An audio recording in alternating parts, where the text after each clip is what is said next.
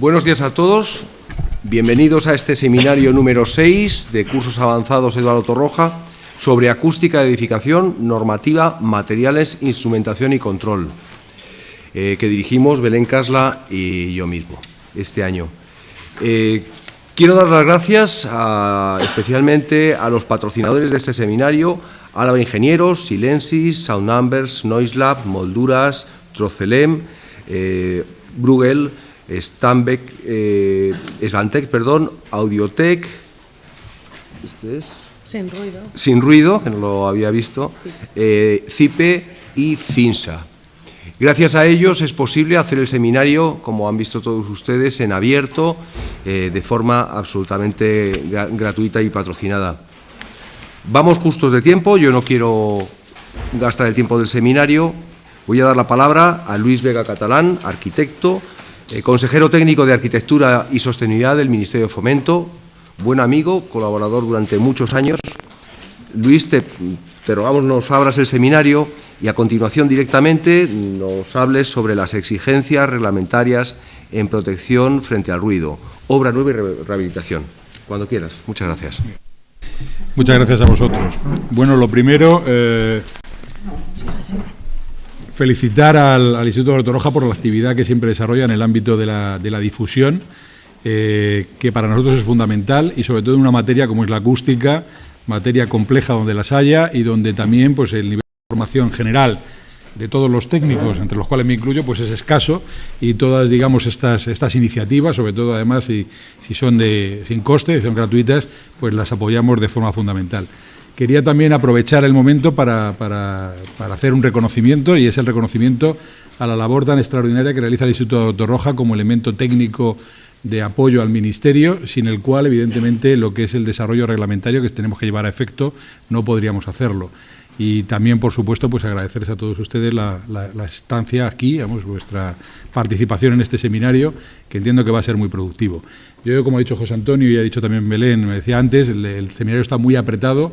Entiendo que vienen a escuchar la parte técnica y, en consecuencia, pues con esto casi daría por inaugurado el curso. Y empezaría con mi ponencia, que intentaré recortarla algo para que, digamos, demos paso a las ponencias más interesantes, que pueden ser las específicas de cómo aplicar las exigencias acústicas en el ámbito de la rehabilitación, de la edificación. Bueno, mi intervención va a ser sobre la acústica en la edificación, sobre el marco reglamentario, sobre las exigencias de protección frente al ruido que tenemos en el Código Técnico de la Edificación, tanto para obra nueva como para rehabilitación, aunque me centraré mucho más en la segunda de las parcelas, dado que es lo que de alguna forma constituye hoy por hoy el problema fundamental en el ámbito del sector de la construcción, ¿no? Lo primero es recordar que el requisito básico de protección frente al ruido tiene un objetivo básico, un objetivo fundamental que está definido en la parte 1 del Código Técnico, como es limitar dentro de los edificios y en condiciones normales de utilización el riesgo de molestia o enfermedades que el ruido pueda producir en los usuarios. Para garantizar este objetivo hay que fijar una serie de exigencias reglamentarias que están relacionadas con la propia edificación y que son las que permiten satisfacerlo. Concretamente, las exigencias básicas del Código Técnico son dos, aunque una de ellas se desdobla, como ahora veremos. La primera está relacionada con el ruido en el interior del edificio y con respecto al ruido exterior, es decir, lo que llamaríamos aislamiento acústico, y la segunda sería el tema de acondicionamiento acústico. En lo que se refiere al aislamiento acústico, las exigencias están referidas a la transmisión de ruido aéreo, tanto en horizontal como en vertical, transmisión de ruido de impacto y transmisión o ruido generado por las vibraciones de las instalaciones propias del edificio. En lo que se refiere a acondicionamiento, las limitaciones del ruido reverberante en determinados tipos de recintos, no en todos, generalmente no las pequeñas, etcétera, evidentemente para edificios, digamos, de cierto porte, para grandes salones de actos, etcétera, pues hay que hacer estudios específicos que están fuera un poco de lo que es el marco normal del Código Técnico de la Edificación. Recordar también que no solamente es el Código Técnico, en marco reglamentario fundamental en el ámbito de la acústica, sino hay que recordar la Ley del Ruido. La Ley del Ruido habla de las condiciones o los objetivos de calidad acústica que se deben conseguir en el interior de los edificios, concretamente de los usos residencial, hospitalario, docente o cultural, y establece unos índices de calidad acústica en el interior, con unos valores máximos de emisión de ruido y vibraciones, que van a constituir la base de referencia sobre la cual el Código Técnico establece las exigencias básicas en el ámbito de lo que es propiamente el edificio. A modo de esquema, utilizo estas imágenes, algunas de las cuales están sacadas de un documento que no sé si conocerán, supongo que sí, pero que cito aquí por su interés, como es la guía de aplicación del documento básico de BHR, que se puede descargar de la página web del Código Técnico, códigotécnico.org, que fue desarrollado ha sido desarrollado y revisado recientemente por parte del Instituto de Rotorroja y que cuenta con la colaboración, o se desarrolla dentro del marco de colaboración con el Ministerio de Fomento. En el mismo pues se pone de manifiesto como... ¿Esto el puntero? ¿Tiene puntero o no? Sí, ya está. Como pueden ver, el edificio estará sometido a un ruido ambiental exterior que viene definido por los mapas de ruido. El interior de las edificaciones, de acuerdo con la ley de ruido, se tienen que garantizar unos niveles de calidad determinados y, obviamente, lo que es la envolvente del edificio tiene que garantizar que con estos niveles exteriores no se alcanzan niveles superiores en el interior. Es decir, el esquema sería básicamente, partiendo de la ley del ruido, de los mapas, con unas exigencias reglamentarias ya referidas a lo que es las condiciones del edificio. En función del ruido exterior hay que generar un edificio de características adecuadas. En lo que se refiere a la exigencia, eso sería frente al ruido exterior. Frente al ruido interior, lo que se fijan son exigencias reglamentarias para evitar que se produzca una transmisión acústica excesiva entre unos recintos y otros, concretamente entre unidades de uso y cualquier recinto del edificio que no pertenezca a dicha unidad de uso. Unidad de uso son básicamente en residencial las viviendas y en el caso de otros edificios, como por ejemplo hospitalarios, las habitaciones, etcétera, etcétera. En el ámbito de la terminología pueden encontrar perfectamente definido ese tema. Y luego también que protejamos los recintos, tanto los protegidos como los habitables, de esos recintos que pueden generar mayor nivel de ruido, como son los recintos de instalaciones o los recintos de actividad o ruidosos. En definitiva, es fundamental generar una zonificación del edificio, identificando cada una de estas partes para poder luego establecer las exigencias reglamentarias entre cada una de ellas, como luego veremos. En segundo lugar estaría la exigencia, como decíamos, de protección frente al ruido exterior, que básicamente solamente afecta a los recintos protegidos. Es decir, los recintos habitables no tienen una exigencia como tal y son solamente pues, esos recintos, como son los dormitorios, etcétera, salas de estar y demás, que son los que de alguna forma se desarrolla la actividad fundamental en la vivienda. Igual ocurre en los hospitales, etcétera, y son los que deben protegerse frente a esa fuente excesiva de ruido exterior.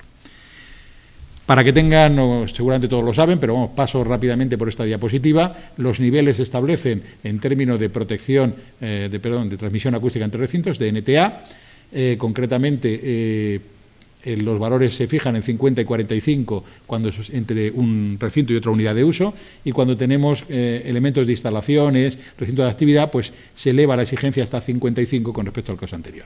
Hay también exigencias particularizadas para los cerramientos, en el caso de que algún local habitable esté con una zona común, etcétera, y que se establecen con carácter específico en términos de RA.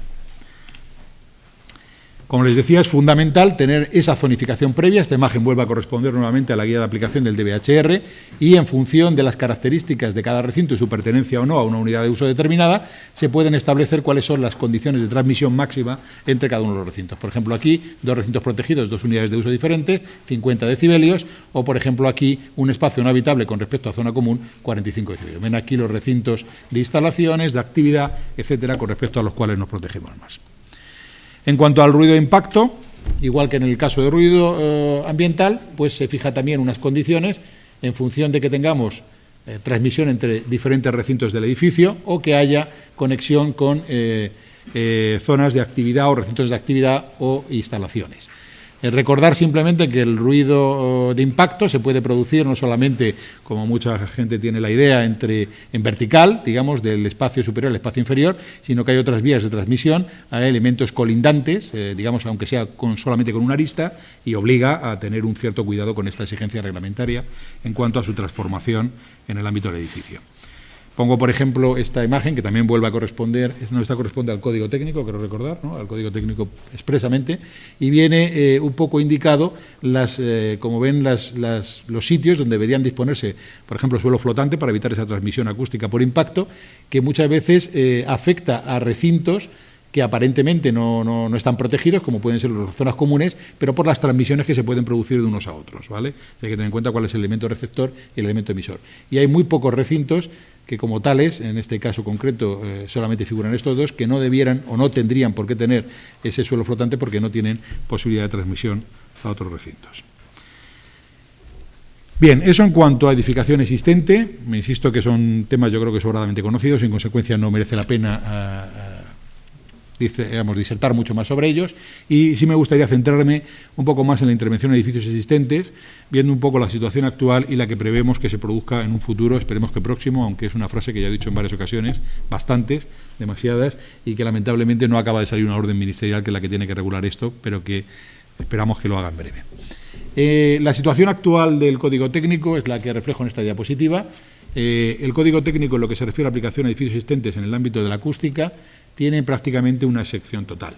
Es decir, salvo en intervenciones integrales, es decir, cuando se interviene parcialmente en un edificio, no de forma integral, no hay que aplicar el Código Técnico en el momento actual, y solamente hay que hacerlo cuando la intervención sea integral. E inclusive dentro de las integrales, si el edificio está protegido, también se hace una excepción adicional. Es decir, con lo cual, como ven, el ámbito de aplicación del Código Técnico es extraordinariamente reducido. Esto viene motivado pues porque realmente cuando se hizo el Código Técnico, además de que estábamos obviamente mucho más preocupados por el ámbito de la nueva planta, recuerden que en el año 2006, cuando se inicia el Código, además cuando casi ve la luz el Código Técnico, Acústica lo vio algo posterior, estábamos creciendo en España a un ritmo de 500.000 viviendas año, y lo que nos preocupaban es que esas viviendas no tuvieran un problema, digamos, análogo al que tenían las ya existentes. Ahora mismo la situación se ha invertido, prácticamente la obra nueva está en situación de stand-by y es la rehabilitación la que realmente nos preocupa. Además, se ha hecho un análisis de la existencia o de las características del parque y realmente, digamos, el nivel de deficiencia es elevado.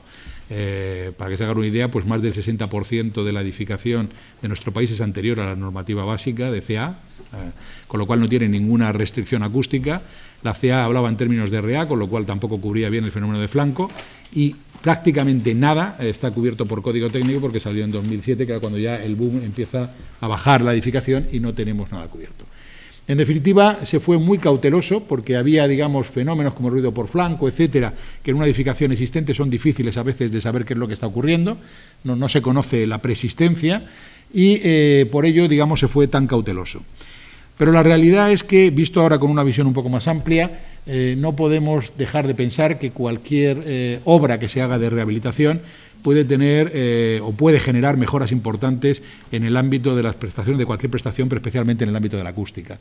Y que es una pena, obviamente, no aprovechar esta potencialidad o esta potencialidad que tiene la rehabilitación, y por ello estamos intentando cambiar el enfoque. Además de ello, tenemos que tener en cuenta que la acústica constituye una de las quejas fundamentales por parte de los ciudadanos, concretamente esto del Instituto Nacional de Estadística del año 2013, y pone de manifiesto que el problema más destacado por los usuarios, inclusive por encima del de la superficie de la vivienda, es el tema de la acústica. Además de eso, estadísticas aportadas por el CIS daban un nivel de insatisfacción de en torno al 42%, superior inclusive al del aislamiento acústico. Es decir que realmente el tema de la acústica es un tema que debería preocuparnos y donde tenemos, además de un potencial de mejora importante, una necesidad social significativa. Por ello, lo que estamos intentando hacer es cambiar el criterio. Es decir, no es excluir todo, sino intentar introducir criterios de aplicación específicos para edificios existentes, donde compatibilicemos que haya que aplicar el Código Técnico en el ámbito de la rehabilitación, pero que no se haga en su banda máxima. Es decir, que apliquemos criterios de proporcionalidad, de flexibilidad, que permitan adecuar las intervenciones a las condiciones específicas del ámbito de la rehabilitación. Es decir, pedir a un edificio existente que llegue a los niveles de un edificio nuevo cuando no se interviene de forma integral es realmente muy difícil. Pero conseguir una mejora sustantiva no lo es tanto. Entonces, lo que buscamos es una mejora acorde a las condiciones específicas de cada caso. Bueno, simplemente esta diapositiva es para recordar que el tema de la rehabilitación constituye hoy por hoy el elemento fundamental de la nueva política de vivienda del Ministerio. Ya os lo he comentado antes, muchas veces en el ámbito de la rehabilitación estamos hablando o hacemos una focalización muy grande en el tema energético. Parece que la energía es el único problema de la rehabilitación. No es cierto, lo único que pasa es que es verdad que desde el punto de vista de Europa, también internamente, las condiciones energéticas del país obligan digamos, a reducir considerablemente los consumos y por eso se está focalizando tanto. pero desde un punto de vista de análisis de la situación del parque edificatorio, hay problemas de conservación significativos en las viviendas, hay problemas de accesibilidad, hay problemas de acústica, es decir, la rehabilitación hay que plantearla de forma integral. El hecho de que el detonante sea muchas veces la eficiencia energética no debe llevarnos a no intentar mejorar las prestaciones acústicas y en otros ámbitos. Esto ya lo he comentado. Bien. Y llegando un poco a lo que, digamos, hemos intentado abordar en el Código Técnico, en lo que se refiere al ámbito de la rehabilitación, es importante saber un poco cuál es la perspectiva internacional, ¿no? A nivel internacional, lo que se pone de manifiesto, y así lo han puesto de manifiesto organizaciones como el IRCC, que agrupa a los países más avanzados en el ámbito de la reglamentación técnica en edificación, es que la aplicación directa de la normativa desarrollada para edificación de nueva planta no se puede aplicar a edificios existentes. Eso es una barbaridad y hay que introducir pues, criterios de flexibilidad e inclusive exigencias diferenciadas para ambos ámbitos. Por ejemplo, en el ámbito de la energética, el nuevo documento de DBHE de 2013 ya introduce exigencias diferenciadas según hablemos de rehabilitación o según hablemos de nueva planta y ampliación. Es algo que seguramente tengan que ir tiñendo todos los documentos reglamentarios. En segundo lugar, que hay una base teórica insuficiente en la mayoría de los casos como para definir unas exigencias técnicas en términos absolutos. Es decir, igual que, por ejemplo, podemos poner en el ámbito de nueva planta 50 decibelios entre recintos, etcétera, hacerlo en rehabilitación es mucho más complejo, porque, como decía, las condiciones de contorno pesan mucho. Y entonces hay que ir a criterios, bueno, pues exigencias un poquito, no diría más laxas, sí, pero sí más flexibles, por lo menos en cuanto a su aplicación. Dejar claro que además el tipo de intervención condiciona mucho. No es lo mismo intervenir sobre una vivienda que intervenir sobre un edificio, intervenir sobre la fachada, intervenir sobre los núcleos interiores, etcétera, o hacer una ampliación. Con lo cual hay que relacionar el tipo de exigencia con el tipo de intervención que tengamos en cada caso. Y muy importante, pues el desarrollar guías que permitan en este marco de flexibilidad orientar a los técnicos hasta dónde razonablemente se puede llegar en cada caso.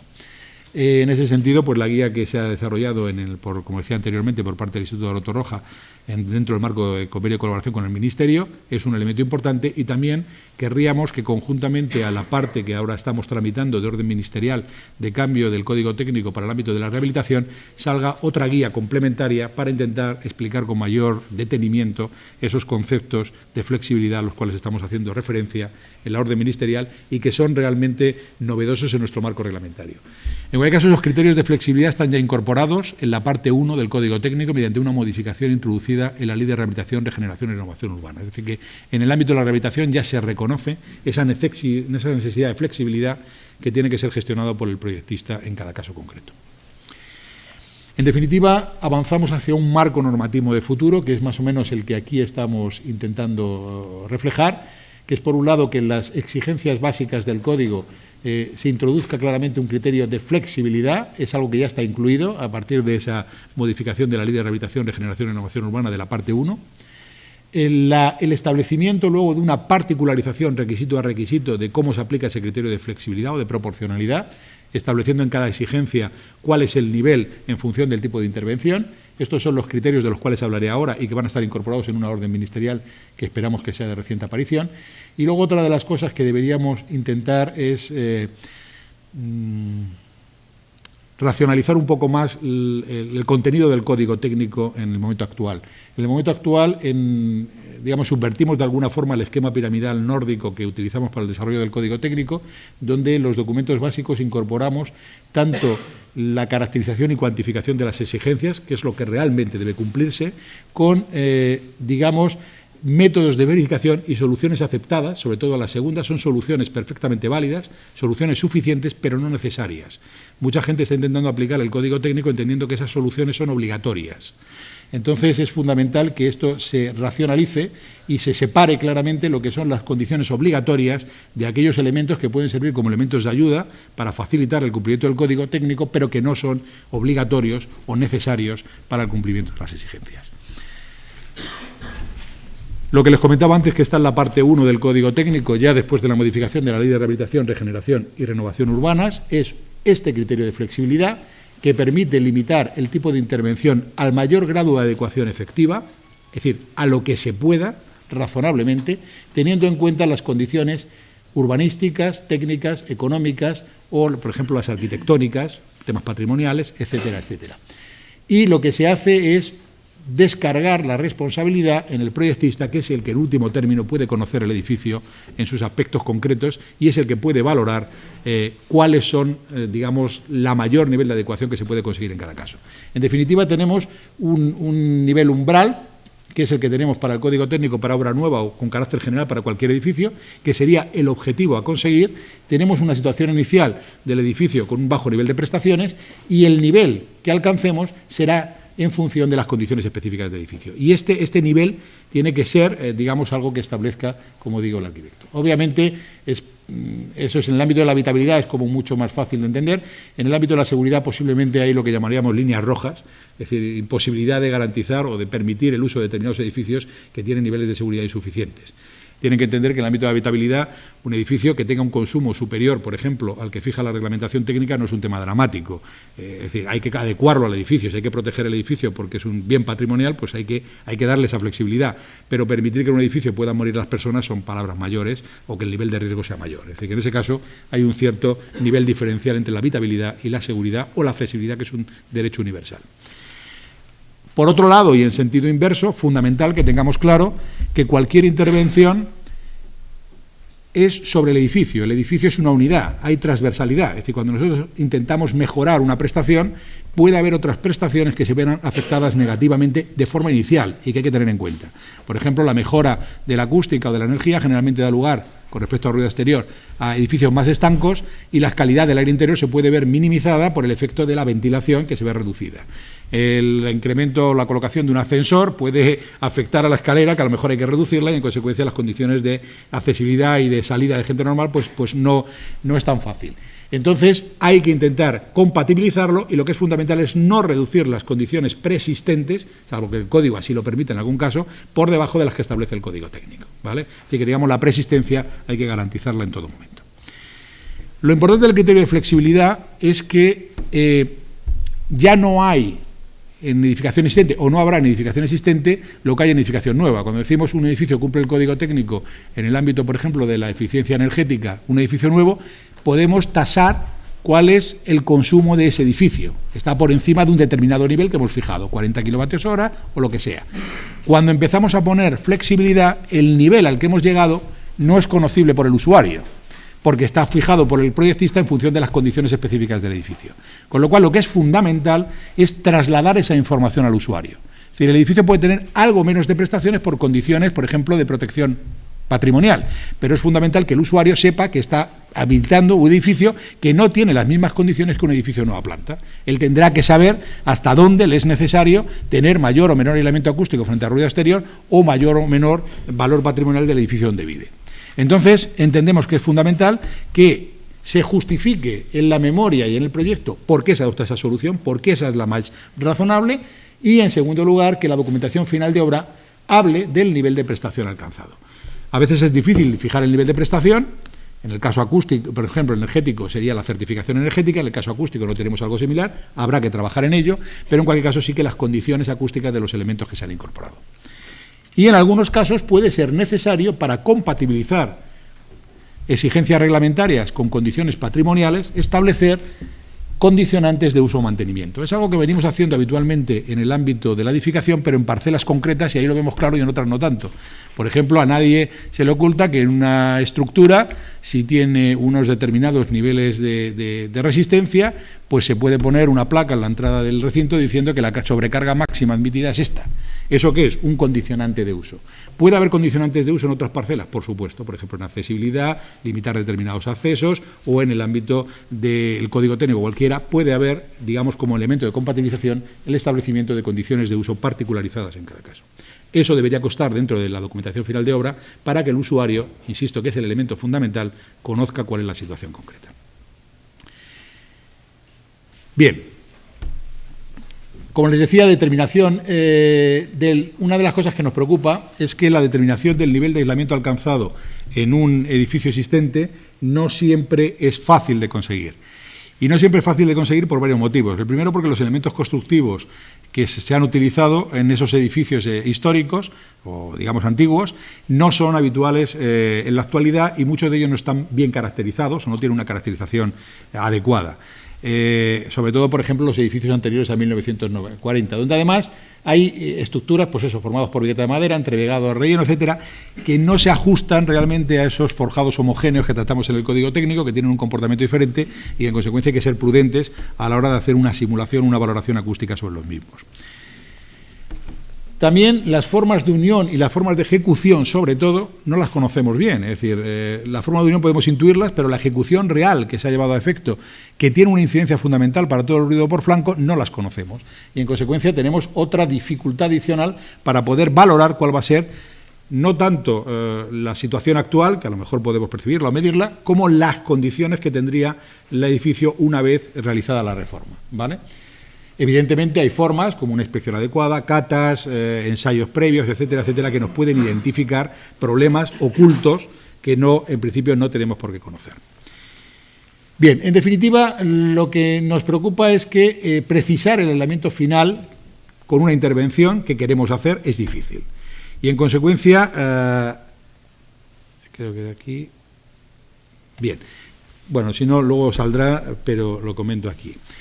En definitiva, lo que nos da un poco de miedo, y eso justifica una de las frases que aparece en el Código Técnico y que puede dar lugar a equívocos si no se interpreta correctamente, es que decimos que, o vamos a decir seguramente, si sale aprobado en último término la orden ministerial, que no debe utilizarse en el ámbito de la rehabilitación la medida in situ como un elemento de verificación de la exigencia, salvo que hayamos actuado en todos los elementos que condicionan esa exigencia. Es decir, si yo intervengo solamente sobre el elemento vertical y no sé cómo son las uniones, o no estoy interviniendo sobre ellas, evidentemente puede haber una transmisión de ruido por flanco, inferior, lateral, etcétera, etcétera, y no puedo garantizar los niveles de prestación final, con lo cual, de alguna forma, no podría utilizarse ese ensayo como un elemento, digamos, jurídicamente vinculante para una sentencia o para lo que fuera.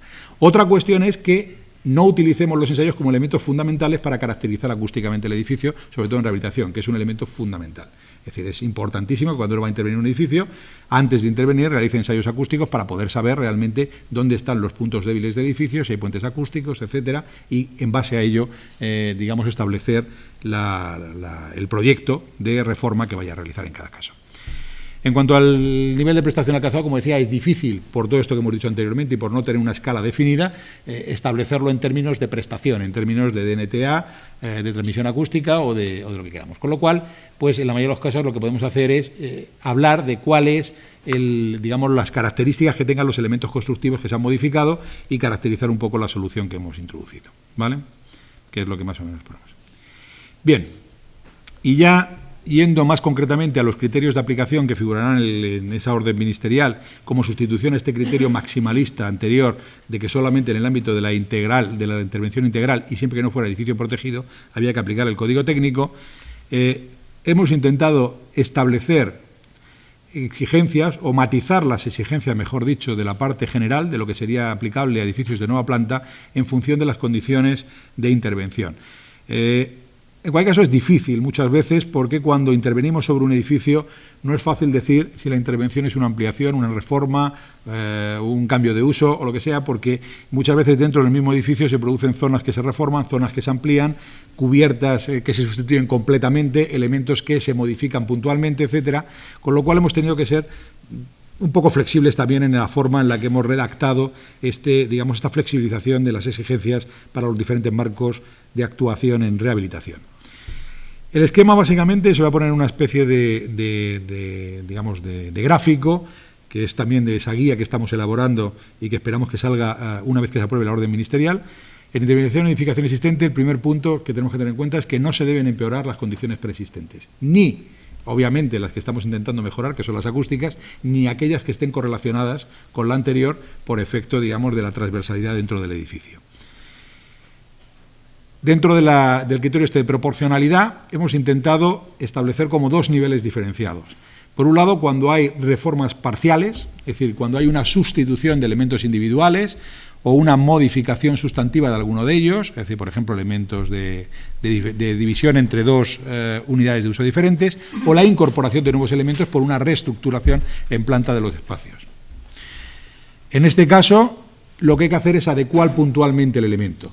La adecuación puntual del elemento, básicamente, en algunos casos será fácil porque el Código Técnico establece exigencias específicas para ellos, por ejemplo, en el caso de elementos de medianería, en el caso, por ejemplo, de puertas en comunicación de unidades de uso con espacios comunes. En otros casos habrá que valorar si ese elemento que se está sustituyendo genera o no una mejora efectiva sobre, que es lo que dice la parte 1, sobre la prestación. Por ejemplo, en el caso de una cubierta, de una fachada, mejorar la parte opaca cuando la parte, digamos, de la ventana es la parte débil. Si no se mejora la ventana, pues seguramente tenga una incidencia escasa o nula. Entonces, en ese caso, pues seguramente no tenga sentido aplicar la exigencia reglamentaria. Por contra, si lo que estamos modificando es la ventana, que es el punto débil, evidentemente mejorar la ventana supone mejorar considerablemente las condiciones acústicas frente al ruido exterior. En ese caso, sí será de aplicación. Como ven, es esa proporcionalidad, hágase elemento a elemento, y habrá que incorporar también ese criterio de flexibilidad. En cualquier caso, bueno, aquí tienen algunos ejemplos, como es el caso de ventanas, lucernarios, puertas de acceso, etcétera, donde, como os decía, algunos de los elementos están identificados concretamente en el Código Técnico, otros de ellos habrá que interpretarlos dentro de su conjunto, cómo mejoran o no, o qué repercusión tienen sobre la mejora de la prestación en cada caso concreto. Para ello es fundamental que ustedes sepan, es decir, pues cuáles son las prestaciones que inicialmente tiene el elemento y el potencial de mejora que tiene. Hay documentos también elaborados por el Instituto de la Toroja. Uno de ellos que recuerdo fue un documento que se elaboró con motivo del Tecniacústica que se celebró en Extremadura, un programa satélite o el curso satélite, algo así se llamaba, que se puede encontrar en internet, supongo en la página de códigotécnico.org también, no lo sé, creo que sí, bueno, si no, se les puede dar luego el enlace. Y ahí venían algunas de estas tablas que son indicativas de lo que estamos persiguiendo, ¿no?